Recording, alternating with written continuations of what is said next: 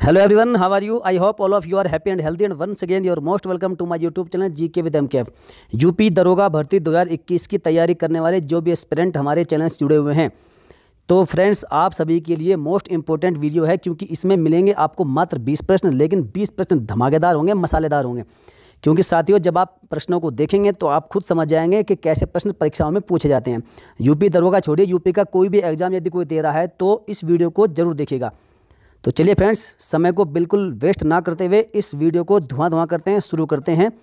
चलिए, आज का पहला प्रश्न है कि भारत के निम्न तेल क्षेत्रों में से कौन सा एक सर्वाधिक प्राचीन है एवं अभी भी तेल उत्पादन कर रहा है। फ्रेंड्स, आपको सभी प्रश्न ऐसे ही मिलेंगे, मोस्ट इंपॉर्टेंट मिलेंगे, इसलिए जो हमारे चैनल पर पहली बार आया तो चैनल को सब्सक्राइब करके बेल आइकन को प्रेस कर लेना। तो साथियों, इसका राइट आंसर क्या होगा? इसका राइट आंसर हो जाएगा ऑप्शन नंबर बी, डिगबोई। साथियों, वह तेल क्षेत्र है डिगबोई तेल क्षेत्र, जो कि असम राज्य के अंतर्गत पड़ता है। यहाँ पर आप डिटेल से इसके बारे में समझिएगा। डिगबोई जो कि असम राज्य के अंतर्गत है, यह भारत का ही नहीं बल्कि विश्व का एक प्राचीन तेल रिफाइनरियों में से एक है, जो कि वर्ष 1889 में स्थापित की गई थी। हालांकि सबसे पहले तेल का कुआं असम के ही माकूम में खोदा गया था। ये मोस्ट इंपोर्टेंट फैक्ट है, असम के ही माकूम में खोदा गया था। ब्रह्मपुत्र घाटी तेल के भंडार के लिए ही जानी जाती है। कौन सी फ्रेंड्स? जो ब्रह्मपुत्र घाटी है, यह तेल के भंडार के लिए ही जानी जाती है। ये प्रश्न भी आ सकता है। आपको 4 किन्हीं घाटियों के नाम दे दिए जाएंगे और पूछ लिया जाएगा इनमें से कौन सी तेल के भंडार के लिए जानी जाती है। तो याद रखिएगा, ब्रह्मपुत्र घाटी यदि पूछ लिया जाए तो तेल के भंडार के लिए यह जानी जाती है।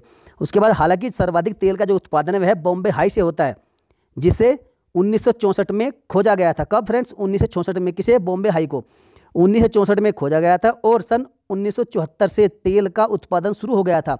और वर्तमान में भारत का तेल उत्पादन लगभग 50% यहीं से होता है। कहाँ से? बॉम्बे हाई से। यहाँ से बॉम्बे हाई से भारत का लगभग 50% जो तेल का उत्पादन है फ्रेंड्स, वो बॉम्बे हाई से ही होता है। चलिए, लेकिन इस क्वेश्चन का राइट आंसर क्या हो जाएगा? जो सबसे प्राचीन तेल रिफाइनरी है कौन सी है? डिगबोई है, जो कि असम प्रांत के अंतर्गत आती है। चलिए आगे बढ़ते हैं। अगला प्रश्न है कि सूची 1 को सूची 2 से मिलान करिए। एक तरफ आपको स्थान दिया गया है और एक तरफ आपको अयस्क दिया गया है। आपको बताना है कि किस स्थान पर कौन से अयस्क का उत्पादन होता है, या कौन सा स्थान किस अयस्क के लिए जाना जाता है। बताइए, आपको मिलान करना है। तो आते हैं ऑप्शन नंबर ए की तरफ, बालाघाट। बालाघाट में सबसे अधिक क्या उत्पादन होता है? बताइए, इसका राइट आंसर क्या होगा? बालाघाट को ये हो जाएगा आपका मैग्नीज से। उसके बाद आता है आपका option number B, Katni. Katni में सबसे अधिक मिलता है बॉक्साइट। एंड उसके बाद आता है सिंगरौली।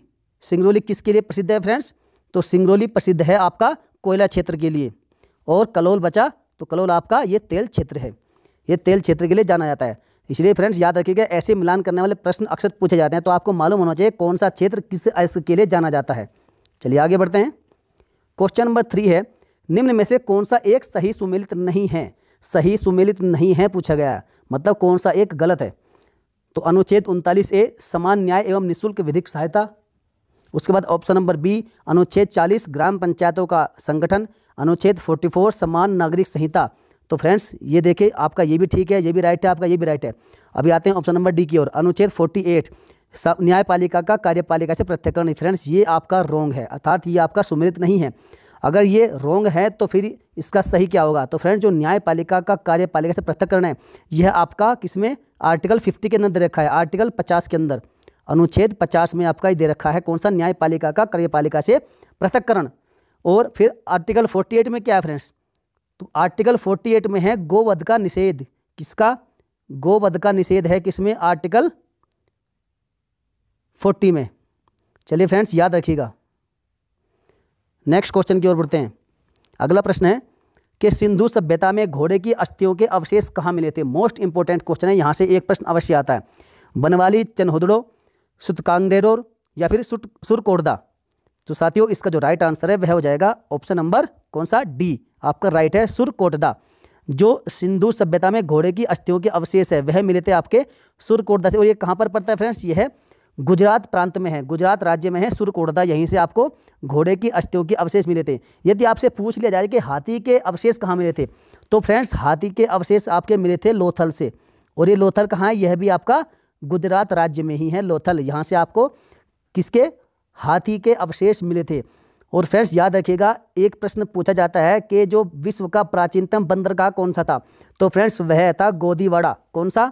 गोदीवाड़ा। ये 2-3 प्रश्न बहुत मोस्ट इंपॉर्टेंट है, यहाँ से कोई ना कोई प्रश्न एक पूछा जाता है। तो विश्व का जो प्राचीनतम बंदरगाह था वह कौन सा था? गोदीवाड़ा। और यह भोगावा नदी के किनारे था। कौन सा? भोगावा नदी के किनारे, और ये भी गुजरात में ही है। चलिए आगे बढ़ते हैं। क्वेश्चन नंबर 5, हाल ही में केंद्रीय खाद्य प्रसंस्करण उद्योग मंत्री ने किस राज्य में Indus west mega food park का उद्घाटन किया? साथियों ये करंट अफेयर्स का क्वेश्चन है, लेकिन मोस्ट इंपॉर्टेंट है। बिहार, छत्तीसगढ़, उत्तर प्रदेश या फिर हरियाणा? तो फ्रेंड्स इसका राइट आंसर क्या हो जाएगा? ऑप्शन नंबर बी, छत्तीसगढ़ में। चलिए इसको डिटेल से समझते हैं। भारत में मेगा फूड पार्क की योजना कब आई थी फ्रेंड्स? 2009 में आई थी। कब? ये पूछा जा सकता है कि भारत में मेगा फूड पार्क की योजना कब लॉन्च की गई थी? तो 2009 में लॉन्च की गई थी, जिसमें से पहला मेगा फूड पार्क कहाँ लगा था? जोरम। ये कहाँ पर? जोरम मेगा फूड पार्क, जो कि मिजोरम में खोला गया था। जबकि हाल ही में छत्तीसगढ़ में भी Indus west mega food park का उद्घाटन किया गया है। Most important fact, Thenzawl golf park. Friends देखिए एक और स्पेसिफिक फैक्ट बताता हूँ आपको। जो थेंजोल गोल्फ पार्क है यह भी मिजोरम में ही खोला गया है। और भारत को पहला खेलों का उद्योग का दर्जा देने वाला, भारत का पहला खेलों को उद्योग का दर्जा देने वाला राज्य भी कौन सा है? मिजोरम है। ये मोस्ट इंपॉर्टेंट फैक्ट है। तो राइट आंसर इसका क्या हो जाएगा? ऑप्शन नंबर बी, छत्तीसगढ़ में ही Indus west mega food park का उद्घाटन हुआ है हाल ही में, जो कि किसने किया है? केंद्रीय खाद्य प्रसंस्करण उद्योग मंत्री ने। और यह कौन है ये आप फटाफट से कमेंट में लिखिएगा। चलिए आगे बढ़ते हैं। क्वेश्चन नंबर 6, हाल ही में असम का छठा राष्ट्रीय उद्यान घोषित किया गया है। ये भी करंट का क्वेश्चन है, लेकिन मोस्ट इंपॉर्टेंट है। बिल्कुल ट्रिपल स्टार का क्वेश्चन है, छाप लीजिएगा। रायमोना, नामेरी, औरंग या फिर मानस? तो फ्रेंड्स इसका राइट आंसर तो हो जाएगा ऑप्शन नंबर ए, रायमोना राष्ट्रीय उद्यान, जो कि भारत का छठा राष्ट्रीय उद्यान है। लेकिन ध्यान दीजिएगा, असम में अब कुल 7 राष्ट्रीय उद्यान हो गए हैं। कितने? 7 राष्ट्रीय उद्यान हो गए हैं। और 7वां कौन सा था? 7वां है फ्रेंड्स, 7वां है देहिंग पटकाई राष्ट्रीय उद्यान। देहिंग पटकाई राष्ट्रीय उद्यान ये कहाँ पर है? यह है असम प्रांत में ही। कहाँ पर? तिनसुकिया जिले में, डिब्रूगढ़ के क्षेत्र में है। कहाँ? तिनसुकिया व डिब्रूगढ़ के एरिया में, अर्थात तिनसुकिया जिला पड़ता है और एरिया है आपका डिब्रूगढ़ का। तो याद रखिएगा फ्रेंड्स, ये मोस्ट इंपॉर्टेंट है। 7वां तो है राष्ट्रीय उद्यान कौन सा? देहिंग पटकाई राष्ट्रीय उद्यान। लेकिन यहाँ पूछा आपसे छठा, तो छठा कौन सा था? ये था रायमोना राष्ट्रीय उद्यान। चलिए आगे बढ़ते हैं। और एक और चीज़ जान लीजिए फ्रेंड्स, असम के वर्तमान मुख्यमंत्री कौन है? हेमंत बिस्वा शर्मा है। और यहाँ के जो राज्यपाल है वो जगदीश मुखी हैं। चलिए आगे बढ़ते हैं। क्वेश्चन नंबर 7, भारतीय नौसेना का सबसे पुराना हाइड्रोग्राफिक सर्वेक्षण पोत जो जून 2021 में 40 वर्षों के बाद सेवा मुक्त कर दिया गया है। ये भी मोस्ट इंपॉर्टेंट करंट अफेयर्स का क्वेश्चन है, और परीक्षा के दृष्टिकोण से तो बिल्कुल ट्रिपल स्टार क्वेश्चन है। INS संधायक, INS त्रिवेणी, INS माधव या फिर INS ज्वाला? तो फ्रेंड्स इसका राइट आंसर है ऑप्शन नंबर ए, INS संधायक, जो कि जून 2021 में 40 वर्षों की सेवा के बाद में ये सेवा मुक्त कर दिया गया है। कौन सा? ये भारतीय नौसेना का सबसे पुराना हाइड्रोग्राफिक सर्वेक्षण पोत था, जो कि अब रिटायर कर दिया गया है। चलिए आगे बढ़ते हैं क्वेश्चन नंबर 8 की ओर। क्वेश्चन नंबर आपका 8 है कि हिंद स्वराज महात्मा गांधी द्वारा लिखी गई थी। बताइए कब? हिंदी में लिखी गई थी। किस भाषा में लिखी गई थी? क्वेश्चन में पूछा गया है किस भाषा में लिखी गई थी, हिंदी में, गुजराती में, अंग्रेजी में या फिर उर्दू में? तो राइट आंसर है ऑप्शन नंबर इसका बी, गुजराती में। जो आपकी हिंद स्वराज पुस्तक है जो महात्मा गांधी के द्वारा लिखी गई थी, ये आपकी गुजराती भाषा में लिखी गई थी। और फ्रेंड्स चलिए आइए डिटेल से थोड़ा और समझते हैं। हिंद स्वराज नामक पुस्तक महात्मा गांधी ने लंदन से वापस आते समय जहाज में सन 1907 में, कब? सन 1907 में लिखी गई थी, यह भी पूछा जा सकता है। और यह पुस्तक भारत में ग्रामीण अर्थव्यवस्था के स्रोत के बारे में बतलाती है। और हिंद स्वराज पुस्तक का परिदृश्य अर्थात ग्रामीण अर्थव्यवस्था का जो परिदृश्य है हमें राज्य के नीति निर्देशक तत्वों से मिलता है, उसमें देखने को मिलता है। किसमें? राज्य के नीति निर्देशक जो कि हमारे DPSP है उनमें देखने को मिलता है। कौन सा? हिंद स्वराज पुस्तक का परिदृश्य, जो कि हमें बतलाता है ग्रामीण अर्थव्यवस्था के स्रोत के बारे में। चलिए मोस्ट इंपॉर्टेंट क्वेश्चन है फ्रेंड्स, आगे बढ़ते हैं। क्वेश्चन नंबर 9, निम्न में से कौन सा उपवेद नहीं है? आपसे पूछा गया कि कौन सा उपवेद नहीं है? आयुर्वेद, धनुर्वेद, गंधर्ववेद या फिर योगवेद? देखिए फ्रेंड्स, आपका जो आयुर्वेद है वह किसका उपवेद है? ये ऋग्वेद का उपवेद है, जो कि एक उपवेद है, तो ये नहीं हो सकता। उसके बाद धनुर्वेद, ये यजुर्वेद का आयुर्वेद उपवेद है, ये भी नहीं हो सकता। गंधर्ववेद, ये सामवेद का उपवेद है, और सामवेद को हम संगीत का वेद भी कहते हैं, और इसका उपवेद है गंधर्ववेद, जिसमें भी संगीत का वर्णन है, ये भी नहीं हो सकता। उसके बाद आता है योगवेद, तो योगवेद किसी भी वेद का उपवेद नहीं है। तो फ्रेंड्स याद रखिए कौन सा? योगवेद। लेकिन जो चौथा वेद है जिसका नाम है अथर्ववेद, उसका जो उपवेद है वह कौन सा है? वह है फ्रेंड्स स्थापत्य वेद, ये भी याद रखिएगा आप। स्थापत्यवेद। यदि आपको चारों उपवेद के नाम याद होंगे तभी तो आप इसका राइट आंसर लगा सकते हैं। स्थापत्यवेद जो वो उपवेद है वो किसका उपवेद है? अथर्ववेद का। और अथर्ववेद को हम क्या कहते हैं? जादू टोने का वेद भी कहते हैं। जादू टोने का वेद कौन सा है? आपका अथर्ववेद। और संगीत का वेद आपका सामवेद। तो चलिए राइट आंसर इसका हो जाएगा योगवेद। ये कोई भी उपवेद नहीं है। आगे बढ़ते हैं। क्वेश्चन नंबर 10, एक वर्ष में स्वराज का नारा गांधी जी ने कब दिया था? दांडी मार्च के समय, असहयोग आंदोलन के समय, सविनय अवज्ञा आंदोलन के समय, या फिर गोलमेज सम्मेलन के समय? मोस्ट इंपॉर्टेंट क्वेश्चन है आपका ये। तो इसका राइट आंसर फ्रेंड्स क्या हो जाएगा? इसका राइट आंसर होगा ऑप्शन नंबर बी, आपका असहयोग आंदोलन के समय। तो चलिए इसको थोड़ा सा और डिटेल से समझते हैं। तो राइट आंसर इसका क्या हो जाएगा? Option number B. देखिए 1920 में आपका असहयोग आंदोलन शुरू हुआ था। कब? 1920 में। एक क्वेश्चन आपका यहाँ बन गया। उसके बाद आपका 1922 में गांधी जी को इसे वापस लेना पड़ा। क्यों लेना पड़ा? क्योंकि जो चोरा चोरी की घटना थी इसके बाद में इसे वापस लेना पड़ा था। और यह घटना गोरखपुर में हुई थी पुलिस चौकी जला देने पर। जो चोरा चोरी पुलिस चौकी थी फ्रेंड्स उसको जला दिया गया था आंदोलनकारियों ने। इसलिए गांधी जी ने 1922 में अपने असहयोग आंदोलन को वापस लिया था जो शुरू हुआ था 1920 में। और 2022 में इस घटना को पूरे 100 वर्ष होने जा रहे हैं। कब? कितने? 100 वर्ष। 2022 में। चलिए आगे बढ़ते हैं। क्वेश्चन नंबर 11, निम्न कथनों पर विचार कीजिए और बताइए कि इनमें से कौन सा या कौन से कथन सही हैं। देखिए सही है पूछा गया है फ्रेंड्स। ऐसे प्रश्नों में बहुत कन्फ्यूजन पैदा होता है और ऐसे प्रश्न आजकल बहुत बन रहे हैं परीक्षाओं में। तो ऑप्शन नंबर ए है कि अशोक के 7वें वृहद शिलालेख में प्रतिवेदक की चर्चा की गई है। क्या ये सही है? बिल्कुल सही नहीं है। यहाँ पर आपकी प्रतिवेदक की चर्चा नहीं की गई है, बल्कि किसकी चर्चा की गई है? बताइए फ्रेंड्स, किसकी चर्चा की गई है? तो अशोक के 13वें शिलालेख में सभी धर्मों के प्रति सहिष्णुता की चर्चा की गई है। सभी धर्मों के प्रति किसकी? सहिष्णुता की चर्चा की गई। इसलिए आपका ये ऑप्शन गलत हो जाएगा। नेक्स्ट, उसके 13वें शिलालेख में लोगों को धार्मिक जीवन व्यतीत करने की प्रेरणा दी गई है। तो फ्रेंड्स जो क्वेश्चन आपका विकल्प ए था, अशोक के 7वें वृहद शिलालेख में हमने यहाँ पर 7वें की जगह 13वें का जिक्र कर दिया है। 7वें वृहद शिलालेख में किसकी? सभी धर्मों के प्रति सहिष्णुता की चर्चा की गई है। ऑप्शन नंबर बी है आपका कि 13वें शिलालेख में लोगों को धार्मिक जीवन व्यतीत करने की प्रेरणा दी गई। ये भी आपका गलत है। तो फिर इसमें क्या है? इसमें आपका अशोक के कलिंग विजय का वर्णन है। किसका? कलिंग विजय की जो व्याख्या है वह की गई आपकी अशोक के 13वें शिलालेख में। नेक्स्ट, उपगुप्त ने अशोक को बौद्ध धर्म की दीक्षा दी थी। ये आपका राइट है। कौन सा? विकल्प सी आपका राइट है। इसलिए आपका राइट आंसर हो जाएगा ऑप्शन नंबर C3, केवल सी। आपका केवल सी राइट है। चलिए आगे बढ़ते हैं। क्वेश्चन नंबर 12, पुस्तक कादम्बरी के लेखक कौन है? कालिदास, कौटिल्य, हर्ष या फिर बाणभट्ट? इसका सीधा सा जवाब है बड़ा ही simple, option number D, Banabhatta. और ये किसके दरबारी लेखक या दरबारी कवि थे? ये राजा हर्ष के दरबारी कवि या फिर दरबारी लेखक थे। चलिए आगे बढ़ते हैं। क्वेश्चन नंबर 13, मुगल वंश के पहले सम्राट बाबर ने अपनी देशीय भाषा चगताई तुर्की में अपनी आत्मकथा लिखी है। इस पुस्तक का क्या नाम है? मुगलनामा, बाबरनामा, बाबर मुबारक या फिर बाबर विहाया? तो फ्रेंड्स इसका जो राइट आंसर है वह हो जाएगा ऑप्शन नंबर बी, बाबरनामा।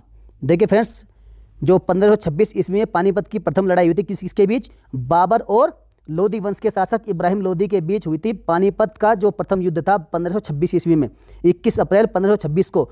और इसमें बाबर ने इब्राहिम लोदी को हरा दिया था और साथ ही साथ बाबर वंश की अर्थात मुगल वंश की स्थापना भी की थी। याद रखिएगा फ्रेंड्स, कब? 1526 में पानीपत की प्रथम लड़ाई के बाद जब बाबर ने इब्राहिम लोदी को हराया और उसी के साथ ही बाबर ने बाबर वंश अर्थात मुगल वंश की स्थापना की थी। और जो बाबरनामा पुस्तक है वो उसी के बाद लिखी गई थी। किसने? खुद सम्राट बाबर ने लिखी थी। चलिए आगे बढ़ते हैं।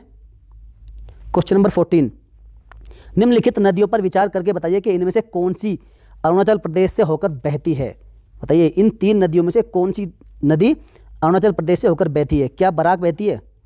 नहीं बहती। लोहित बहती है, सुबनसिरी अभी बहती है। फ्रेंड देखिए जो लोहित और सुबनसिरी नदियां हैं ये दोनों ही नदियां आपकी अरुणाचल प्रदेश से होकर बहती है। लेकिन जो बराक नदी है, बराक नदी आपकी अरुणाचल प्रदेश से होकर नहीं बहती है। फिर ये कहाँ से होकर बहती है फ्रेंड्स? बराक नदी असम राज्य से होकर बहती है।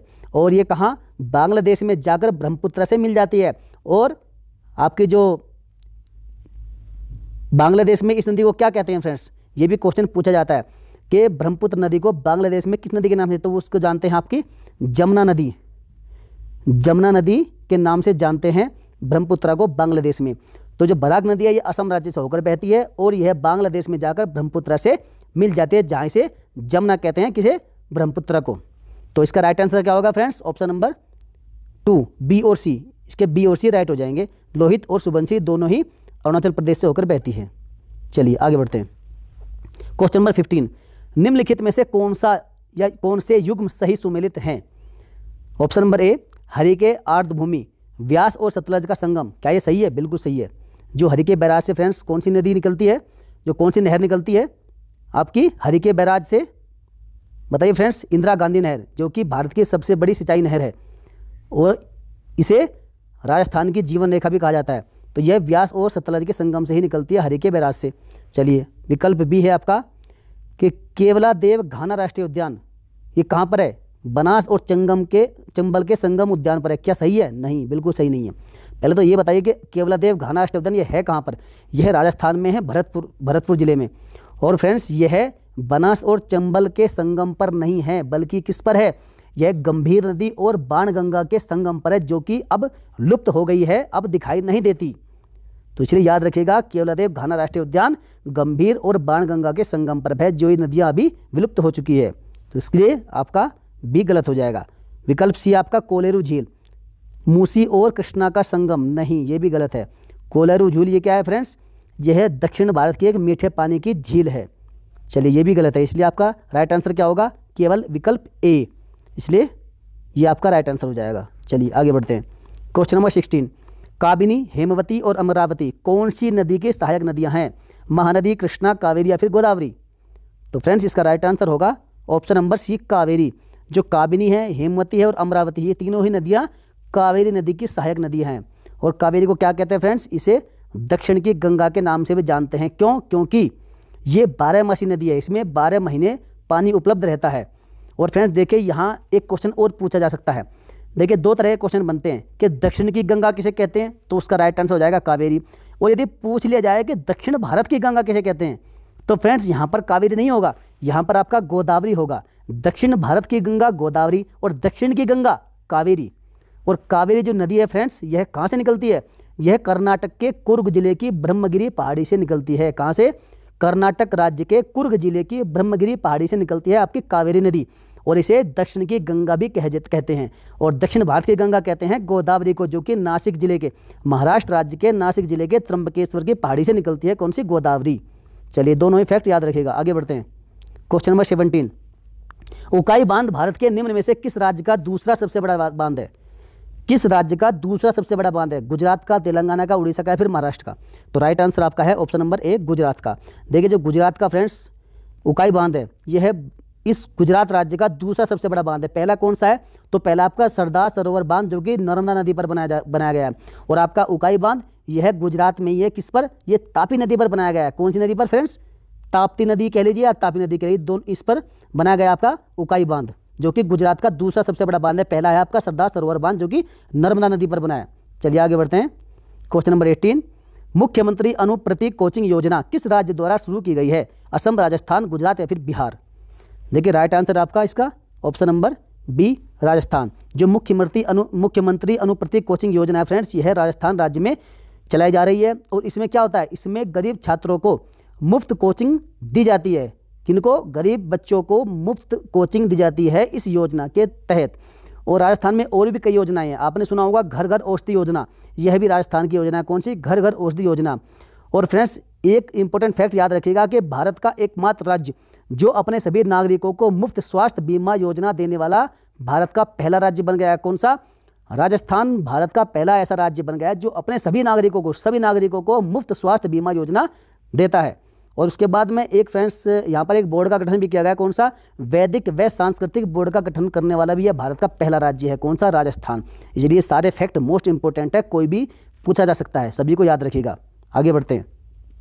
क्वेश्चन नंबर 19, देखिए फ्रेंड्स चीज़ों को रिलेट करके पढ़ने की आदत डालिएगा, क्योंकि आप जब यदि रिलेट करने की आदत आपको पड़ेगी, आप चीज़ों को रिलेट करोगे तो आपको ज़्यादा चीज़ें और ज़्यादा समय तक याद रहेगी। चलिए क्वेश्चन नंबर 19 है, किस राज्य ने जहां वोट वहां वैक्सीन नामक एक सामूहिक टीकाकरण अभियान शुरू किया है? दिल्ली, उत्तर प्रदेश, बिहार या फिर पंजाब? इसका राइट आंसर है option number A, Delhi. Delhi राज्य ने ही, जो कि केंद्र शासित प्रदेश है, इसने जहां वोट वहां वैक्सीन नामक एक सामूहिक टीकाकरण अभियान शुरू किया है। आगे बढ़ते हैं। क्वेश्चन नंबर 20, आपका 20वां प्रश्न है कि भारत के संविधान में पंचायतों तथा नगर पालिकाओं से संबंधित 73वें और 74वें संवैधानिक संशोधन जब हुए उस समय भारत के प्रधानमंत्री कौन थे। देखिए फ्रेंड्स, कितना दमदार प्रश्न है और पूछने का तरीका क्या है। देखिए, पूछा गया है कि भारत के संविधान में पंचायतों तथा नगर पालिकाओं से संबंधित 73वें व 74वें संवैधानिक संशोधन जब हुए थे तो उस समय पर भारत का प्रधानमंत्री कौन था। इंदिरा गांधी, राजीव गांधी या फिर पीवी नरसिम्हा राव या फिर वीपी सिंह। तो इसका राइट आंसर है option number C, PV Narasimha Rao. चलिए आगे बढ़ते हैं फ्रेंड्स। आज का क्विज आपके लिए बड़ा ही मस्त प्रश्न है और प्रश्न ये है कि प्रसिद्ध लूनी नदी किस राज्य में बहती है। लूनी नदी के बारे में आपने अक्सर सुना होगा, तो आपको कमेंट करके बताना है कि ये किस राज्य में बहती है। राजस्थान में, केरल में, उत्तर प्रदेश में या फिर इनमें से कोई भी इसका राइट आंसर नहीं है। तो फ्रेंड्स, आपको कमेंट करना है विद डिटेल के साथ में जो भी आपका राइट आंसर होगा। चलिए फ्रेंड्स, यदि अपनी अभी तक वीडियो को आपने लाइक नहीं किया, यदि वीडियो लाइक करने लायक है तो आप वीडियो को लाइक जरूर करिएगा और यदि लायक नहीं है तो वीडियो को डिसलाइक करिएगा। और फ्रेंड्स, साथ ही साथ अपने दोस्तों में शेयर भी कर दिया करें। जो भी आपके पास कुछ सुझाव है तो कमेंट करके बताया करें और जिसने चैनल को सब्सक्राइब नहीं किया वो फटाफट से चैनल को सब्सक्राइब करके इस घंटे के निशान को जरूर दबा देना। तो चलिए फ्रेंड्स, मिलेंगे फिर किसी नेक्स्ट वीडियो में। जय हिंद, वंदे मातरम। बहुत बहुत धन्यवाद वीडियो देखने के लिए।